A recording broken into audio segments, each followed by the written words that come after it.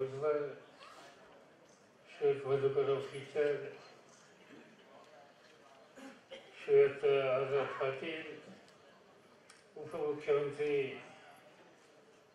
अजित पवार ज्यांचे विचार या ठिकाणी आपण ऐकले ते माजी खासदार राजवी साहेब, अन्य सगळे सहकारी आणि उपस्थित बंधू भगिनींनो, विधानसभेच्या निवडणुकीच्या प्रचाराची सुरुवात आजपासून आपण करतो आहोत. महाराष्ट्राच्या जनतेचे आपण अंतःकरणापासून आभारी आहोत की या जनतेनं भारतीय जनता पार्टी आणि शिवसेनेचा 5 वर्षाचा कारभार पाहिला आणि त्यांची कारभाराची एकंदरची पातळी पाहिल्याच्या नंतर पुढची 15 वर्ष राज्याचं सुकारू त्यांनी आपल्या हातामध्ये दिलं. राज्य पुढे नेण्याच्या संबंधीची जबाबदारी जनतेने आपल्याला सोपवली. आपण आणि काँग्रेस पक्ष मिळून काही इतर मित्रांच्या मदतीनं या महाराष्ट्रामध्ये परिवर्तन करण्याच्या संबंधीची आणि प्रगती करण्याची काळजी घेतली. पुन्हा एकदा त्याच रस्त्याने जाण्याच्या संबंधीचा विचार महाराष्ट्राच्या जनतेला करावा. याच्यासाठी या जनतेची जी बांधिलकी आपण ठेवलेली आहे ती निवडणुकीच्या माध्यमातून वृद्धिंगत करण्याची खबरदारी आपल्याला घ्यायची आहे आणि त्यासाठी हा कालखंड अत्यंत महत्वाचा आहे. प्रफुल्ल पटेल साहेबांनी सांगितलं काँग्रेस आणि आपण जे काही विचार मांडण्याची प्रक्रिया सुरू आहे त्यामधून लवकरच निर्णय होतील आणि नंतर कदाचित एकत्रित अशा प्रकारची मोहीम सुद्धा राबवायची कामगिरी ही आपल्या सगळ्यांना करावी लागणार आहे.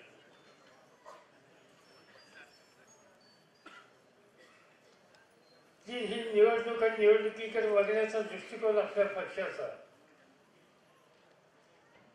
कुणी आमदार व्हावं कुणी मंत्री व्हावं एवढं सीमित नाहीये. महाराष्ट्र देशाचं एक महत्वाचं राज्य आहे, देशाला शक्ती देणार आहे. त्या महाराष्ट्राची ताकद ही महाराष्ट्राच्या प्रत्येक माणसाची ताकद झाली पाहिजे आणि ही ताकद शेवटी भारताला मजबूत करण्याच्यासाठी उपयुक्त पडली पाहिजे आणि त्यासाठी नियतीने जबाबदारी आपल्या सगळ्यांच्यावर टाकलेली आहे. तिची पूर्तता करण्याच्या बद्दलची काळजी आपल्याला घ्यायची. अनेक क्षेत्रामध्ये राज्य पुढे न्यायचे. मगाशी या ठिकाणी आपल्यापुढे सांगितलं कालचक्र प्रगतीच्या संदर्भात आणि वेगवेगळ्या क्षेत्रामध्ये आपण काय केलं, कुठे जाऊन पोहोचलो याचं दर्शन आपल्याला पुढे या ठिकाणी करण्याचा प्रयत्न केला गेला. पण एवढं आपण संतुष्ट नाही. अजूनही आपल्याला काळजी घ्यायची. हे राज्य एकसंघ टिकवायचं असेल तर माझ्या विदर्भातला किंवा माझ्या वडाळ्यातला कुठलाही गरीब माणूस हा प्रगतीच्या पासून बाजूला राहता कामा नये याची काळजी आपल्याला घ्यायची. मराठवाडा असेल, उत्तर महाराष्ट्र असेल, कोकण असेल, पश्चिम महाराष्ट्राचा दुष्काळी भाग असेल, या सगळ्यांच्या समतोल विकासाच्या संबंधीची खबरदारी आपल्याला घ्यायची. पाणी हा अत्यंत महत्वाचा महाराष्ट्राचा प्रश्न आहे. थेंब न थेंब पाण्याचा वापर करून संचय करून त्याची उपयुक्तता महाराष्ट्राच्या भल्याच्यासाठी कशी करता येईल याची काळजी आपल्याला घ्यायची आहे. आज सबंध देशामध्ये 40% जमीन सिंचनाखाली आहे. महाराष्ट्राचा तो आकडा अजून 17%च्या पुढे जात नाही. आणि म्हणून आपल्याला ही फार मोठी बदल गाठायची. त्यासाठी धरणच फक्त मोठी बांधून चालणार नाही. छोटी मोठी कामं याच्याकडे सुद्धा लक्ष घालावं लागेल. आणि यासाठी मोठी गुंतवणूक करून गावामध्ये राहणाऱ्या माणसाचा आत्मविश्वास वाढवायचा आहे. आणि याच्यामध्ये राष्ट्रवादी काँग्रेसचा मित्रांना पुढाकार घ्यायचा. शेतीचं उत्पन्न आपण वाढवलं, सबंध देशात वाढवलं. 5-7 वर्षाच्या पूर्वी आयात करणारा देश आज जगाचा एक महत्वाचा निर्यातदार देश बनलेला आहे. मी यापूर्वी आपल्याला सांगितलं की गेल्या वर्षी तांदळाच्या निर्यातीमध्ये जगातला 1 नंबरचा देश हा हिंदुस्थान झाला. गेल्या वर्षी गहू, साखर याच्या निर्यातीचा आणि कापूस याच्या निर्यातीचा जगाचा 2 नंबरचा देश हा हिंदुस्थान झाला. आणि यंदाच्या वर्षी कापसाच्या उत्पादनाच्या बाबतीत जगातला 1 नंबरचा देश हा हिंदुस्थान झाला. ही प्रगती याच्यामध्ये झाली. याच्यामध्ये महाराष्ट्राचं सुद्धा योगदान मोठं आहे. इथला शेतकरी बदलतोय, तो नव्या वाहनाचा स्वीकार करतोय. त्याला चांगली किंमत द्यायची जबाबदारी आपल्याला आहे. त्याच्या घामाचं मूल्य त्याच्या पदरात पडेल याची काळजी आपल्याला घ्यायची आहे. त्याचा उत्पादन खर्च कसा कमी करता येईल याची काळजी आपल्याला घ्यायची आहे. आणि त्या दृष्टीने गेल्या 5-7 वर्षामध्ये आपण पावलं टाकली. जिथं 12% कर्ज पुरवठा होत होता तो 3% आणण्याचा विक्रम या राज्यामध्ये आपण करू शकलो. आणि एका ठराविक रकमेपर्यंत कर्ज घेतलं आणि वेळेवर परत केलं तर 0% दराने कर्ज द्यायचा हा विक्रम या राज्यामध्ये आपण करू शकलो. याच्यामध्ये राष्ट्रवादी काँग्रेसचा वाटा फार मोठा आहे. आणि त्याच्या पाठीमागचा हेतू हा आहे की शेती ही संपन्न झाली पाहिजे. कास्तकार शेतकरी हा संपन्न झाला पाहिजे. भुकेचा प्रश्न या ठिकाणी सोडवला गेला पाहिजे. आणि त्यासाठी आपण यशस्वी झालो. पण आता यश हे फक्त आपल्यापुरतं सीमित ठेवून चालणार नाही.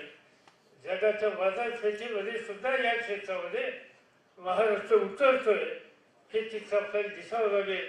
आणि त्या संबंधीची आखणी ही उद्याच्या 5 वर्षामध्ये करायची आहे. आणि त्यासाठी महाराष्ट्राची सत्ता आपल्याला मिळणं आवश्यक आहे. उद्योगधंदे, महाराष्ट्र उद्योगामध्ये नेहमीच फायदा राहिला. पण अजूनही त्याचा समतोल विकास झाल्याचं समाधान आपल्याला मिळत नाही. असेल मुंबईमध्ये उद्योगधंद्याची वाढ, असेल ठाण्यामध्ये, नाशिकमध्ये, पुण्यामध्ये, नागपूरमध्ये, औरंगाबादमध्ये उद्योगाची वाढ. पण अनेक जिल्हे महाराष्ट्रात असेल, नंदुरबारसारखा जिल्हा, धुळ्यासारखा जिल्हा, यवतमाळसारखा जिल्हा, बुलढाण्यासारखा जिल्हा, मराठवाड्यामध्ये परभणीसारखा जिल्हा, बीडसारखा जिल्हा, या सगळ्या क्षेत्रामध्ये उद्योगधंद्याच्या वाढीच्या दृष्टीनं बरीच पावलं आपल्याला टाकायची आहे. ते मजबूत इन्फ्रास्ट्रक्चर उभं करायचं आहे. उद्योजकांना गुंतवणुकीला अधिक सवलती द्यायच्या आहेत. आणि जी शिक्षित नवीन पिढी पुढे येते त्यांच्या हाताला काम देण्याची खबरदारी घ्यायची. आणि उद्योगधंद्याचा चौफेर वृद्धी आणि विकास हा संपूर्ण महाराष्ट्रामध्ये कसा होईल. आणि जगाला औद्योगिक वस्तूंचा पुरवठा करणारा एक देश, जगाचा महत्त्वाचा प्रांत हा भारतामध्ये, ही स्थिती आपल्याला निर्माण करायची आहे. आणि त्याची आखणी आपण आपल्या निवडणुकीच्या कार्यक्रमामध्ये जनतेच्या समोर देऊ पाहतो. ते आपल्याला सगळ्यांना अतिशय महत्त्वाचं करायचं. हे सगळं काम करायचं असेल तर संपन्न तरुण पिढी हिची आज समाजाला आवश्यकता असते. आणि ती संपन्न पिढी ज्ञानावर आधारित अशी संपन्न पाहिजे. शिक्षणाचा विस्तार आपण करतो. आज साक्षरतेचं प्रमाण आपलं अधिक आहे. अगदी शेजारच्या राज्यांची तुलना केली तरी सुद्धा आपण अधिक आहोत. पण याहीपेक्षा अधिक काम आपल्याला या क्षेत्रामध्ये करायचं आहे की सार्वत्रिकरण ही महत्वाची बाब आहे. पण आता सार्वत्रिकरणामध्ये गुणवत्तेला महत्त्व देण्याच्या मुद्द्याची काळजी आपल्याला घ्यायची आहे. आणि शिक्षणामध्ये गुणवत्ता वाढीचा कार्यक्रम आणि तो समाजाच्या सगळ्या घटकांना आणि विशेषतः मुलींना तो मिळेल कशी याची आपल्याला काळजी घ्यायची आहे की शैक्षणिक आणि ज्ञानाच्या दृष्टीने संपन्न मुलगी ते घर संपन्न करण्याच्यासाठी एक अत्यंत महत्त्वाची कामगिरी करू शकते. आणि म्हणून त्याच्यामध्ये आपलं लक्ष आहे. पण त्यापेक्षा सुद्धा अधिक कामगिरी आज इथून पुढच्या काळामध्ये करायची आहे. तर हा शिक्षित युवक आणि युवती हा महाराष्ट्राचा आणि देशाचा खरा आधार आहे. आणि तो आत्मविश्वासानं बनलेला पक्षात तयार करायचा आहे. आणि ती काळजी इथून पुढच्या काळामध्ये आपल्याला करायची आहे. काही वर्ग असे आदिवासींचा वर्ग, दलितांचा वर्ग, अल्पसंख्याकांचा वर्ग, ओबीसीचा वर्ग, या वर्गाच्या मध्ये आणखी मोठ्या प्रमाणात काम करण्याची गरज आहे. अनेक ठिकाणी मी बघतो शिक्षणाच्या बाबतीत अजूनही मुस्लिम समाजामध्ये अधिक काळजी घ्यायची आपल्याला गरज आहे. शिक्षण आहे नाही असं नाही, पण एकंदर समाजाच्या अन्य घटकांच्या मध्ये शिक्षणाचा प्रसार ज्या पद्धतीने झाला आहे तेवढा लाभ आज आदिवासींच्या मध्ये किंवा अल्पसंख्याकांच्या मध्ये घेतलेला आपल्याला दिसत नाही. आणि म्हणून इथं अधिक लक्ष द्यावं लागेल. त्यासाठी अधिक गुंतवणूक करावं लागेल. त्यासाठी अधिक सुविधा द्याव्या लागतील. आणि ते करण्याच्या संबंधीचं चित्र उद्या महाराष्ट्रामध्ये उभं करावं लागेल. आणि ते करायचं असेल तर दृष्टी असलेल्या लोकांच्या हातामध्ये राज्याची सत्ता ही लोकांनी दिली पाहिजे.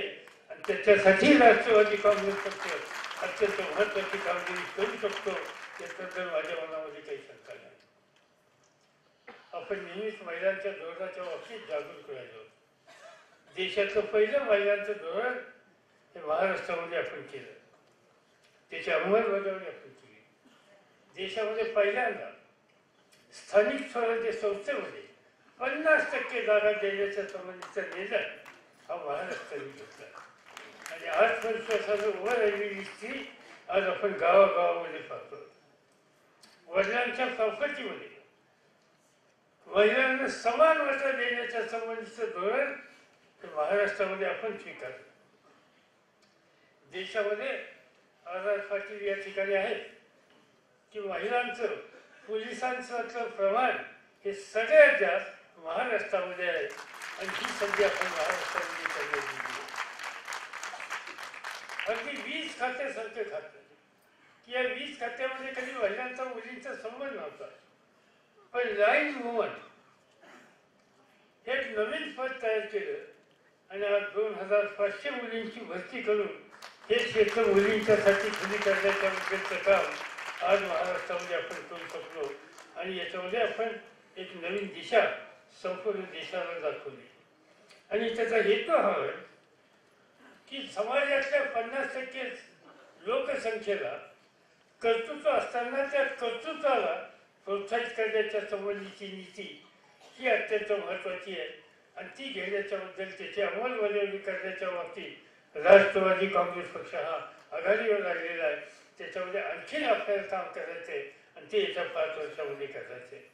आणि म्हणून आपण लोकांच्या समोर जातोय ते महाराष्ट्राच्या भल्याच्यासाठी, महाराष्ट्राच्या विकासाच्यासाठी, सामान्य माणसाच्या उत्थानाच्यासाठी आणि समाजातल्या उपेक्षित वर्गाला सन्मानानं जगण्याचा अधिकार आहे ही स्थिती निर्माण करण्याच्यासाठी.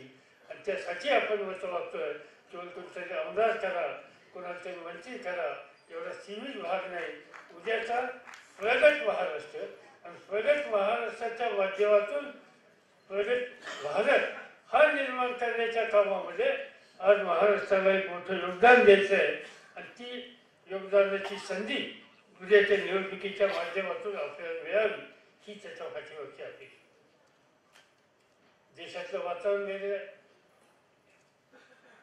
सर्वोच्च वृत्तपत्रातून आणि बाकीच्या माध्यमातून चर्चा ही आहे की देशामध्ये एक लाट पाहिजे. लोकसभेच्या निवडणुकीमध्ये एक वेगळा निकाल आपण पाहिला, पण लोकसभेचा निकाल आणि महाराष्ट्राच्या विधानसभेचा निकाल हा एकच असतो असं नाही. मला आठवतं की 2004 साली देशाची सत्ता ही अटल बिहारी वाजपेयींच्या हातावरती गेली, सत्ता त्यांच्या हातावरती गेली आणि 3-4 महिन्यांनी महाराष्ट्राच्या विधानसभेची निवडणूक झाली. ती निवडणूक काँग्रेस आणि आपण मिळून जिंकली, राज्य आपल्या हातामध्ये. आणि म्हणून एखाद्या वेळेस देशाच्या फसव्या एखादा निकाल लागतो, पण राज्याची सूत्र कोणाच्या हातामध्ये द्यायची याचा विचार राज्याचे लोक शांतपणे देत असतात. आज ज्याच्या हातामध्ये सत्ता आहे त्याच्यावर मी अधिक भाष्य करू इच्छित नाही, पण कसे फायदे पडतात, कोणते निर्णय घेतले जातात. 3 दिवसाच्या पूर्वी तुम्ही वर्तमानपत्रात वाचलं असेल की चीफ जस्टिस ऑफ इंडिया एकेकाळचे केरळचे राज्यपाल झाले. चीफ जस्टिस ऑफ इंडिया हे राष्ट्रपतींना शपथ देतात. ज्याला राष्ट्रपतींना शपथ द्यायचा अधिकार आहे ती व्यक्ती राष्ट्रपतींच्याकडून आदेश घेऊन एका राज्याचा गव्हर्नर बनते आणि तिथल्या मुख्य न्यायाधीशाच्या माध्यमातून शपथ घेते. ही काही पदाची प्रतिष्ठा.